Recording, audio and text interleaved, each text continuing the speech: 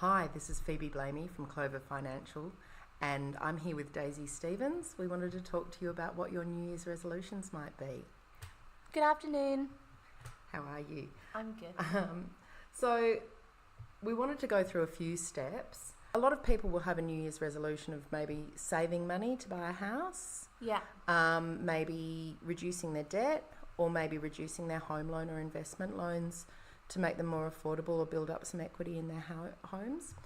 I really think that most people should start with working out how much they're spending. Yeah, I think that's really important, and I think we see that definitely a lot in what we do. Often we'll have clients come to us and they'll advise us, how much they're spending, and then sometimes we'll have a look in detail through their accounts, and sometimes there's a big difference to what's actually happening to what they even think is happening. So Absolutely. And a lot of the banks have got those spending trackers now so that you can have a look at what you're spending on each individual internet banking sign-in, which can be really helpful. Yeah, so a lot of the majors will actually have the spending trackers, and what it will do, it will categorize each of your spending so that you can see, how much you're spending on utilities versus how much you're spending on entertainment versus how much you're spending on eating out. And that can be a really good way to understand, are you doing a needs-based purchase, or are you hungry on a Saturday morning and you just want some Uber Eats? Exactly.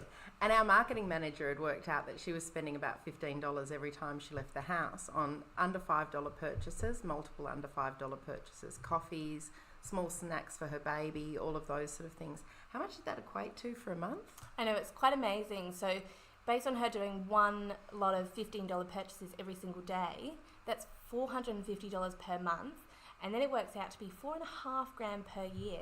So that's insane. It's nuts, isn't it? For a year, yeah. So nuts. It's so much money. But it's really helped her cut back on some of the things that she's been spending on, because now she knows how much she spends. So the next step would be then to decide where you want to cut back. Yeah, and I think everyone knows exactly what their pain points are, though, often at the time. I was actually talking to a friend of mine on the weekend, and they were saying they used to go every single day to the local coffee shop, buy a coffee and a juice, and they would do that twice a day. So they'd be spending $25 a day on 2 liquids.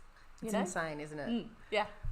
So I know we've talked about buying a coffee machine for the office here, but I guess one of the things that we can really do is think of the little things to be able to save money. Things like bringing your lunch to work. So good and healthy lunches brought to work, and that can save, what would you spend on a lunch? That's $10, $15 sandwiches? Yeah, every single day.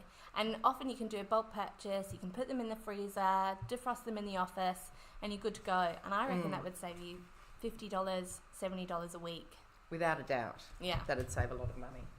All right, so now we've discussed what it is that we can cut back on, but what can that contribute to? Where are we going to spend those savings potentially? I guess the next thing I'd want my clients to do, or I'd want to do myself, is to make a budget. So work out where my maximum and minimum spends are, what I'm spending too much money on, where I need to have things. So there'll be some things that I really don't want to do without. Like I really like going and having breakfast with a friend of mine on a Saturday morning. That's it. Yeah. And I don't want to do without that. I don't want to be so frugal that I'm not enjoying myself, or a bottle of wine on a Friday night with you, Yeah, exactly. All the fun things. Often when you cut out that fun part of your lifestyle, it's going to be all the more hard to actually stick to it. Exactly, like sticking to a diet. Yes. We want to do it for a little while, Yes. but it's quickly not very much fun. No, someone show me a diet that I'll be happy to stick to for more than 6 months.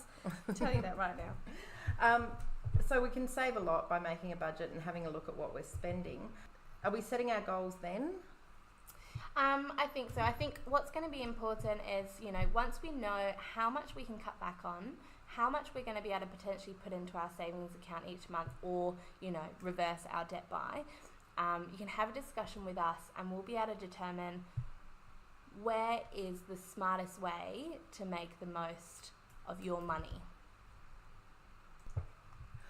So my goal might be to prioritise my debt and pay off as much of my credit card debt as I possibly can, but yours is going to be more about saving money to buy your first home, isn't it?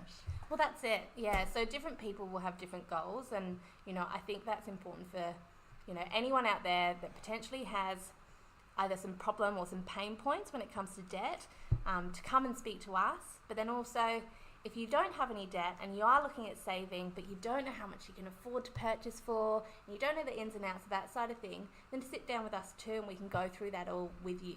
So absolutely, that's goal setting time. So if I'm goal setting to pay off my debt, I might choose to pay off the smallest ones first. If I'm choosing to save up to buy a house, I want to come and see us first so that I can talk to us about where I want to buy, how much I can afford to buy for, and therefore how much I need to save to be able to get into the property market. Yeah. That sounds really good. I know. And the time frame as well. So I think it's really important too to understand what sort of time frame so that you know that you're aiming towards something and you're going to be bite-sizing those goals in a way. That's such a good idea. So what does a success look like? I think to me, success looks like you're just doing it on autopilot. You're not really thinking about it. You're saving enough money or you're reducing your debts enough, and that's all you need to be doing. Stop and celebrate the success every so often, but autopilot would be what it would look like to me. Yeah, I agree.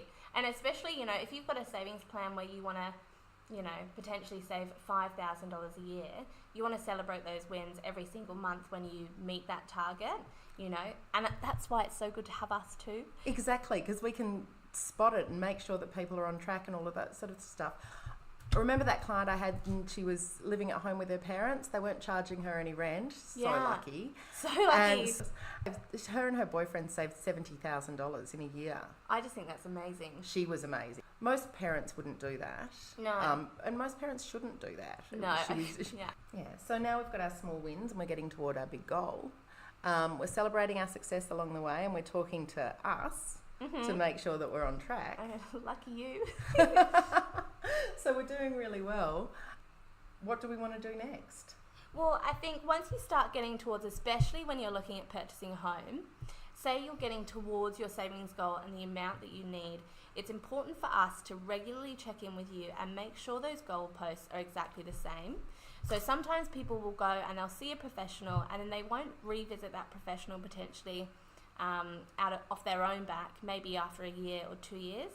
But with us, what we're going to do is we're going to check in with them on a regular basis. They're almost going to have no choice but for us to call them, see how they're going, and make sure that, if property prices increase by 1%, that we're making sure that their savings goal is still going to meet that target. Exactly. And there's a lot of talk in the media as well about property prices reducing. So there could be opportunities that are coming sooner rather than later. Yeah, exactly right. So exciting. So don't forget to call us. Speak to us on Messenger, Clover Financial on Instagram, Facebook, website. Or just pick Google. up the phone. I think that's also one of the easiest ways because we're always available for that phone call. We really are. Or we'll call you back really quickly. So our office number is 9998 2615, and that's a Victorian number, so 03 9998 2615. Thanks. Thank you. Chat soon. Bye.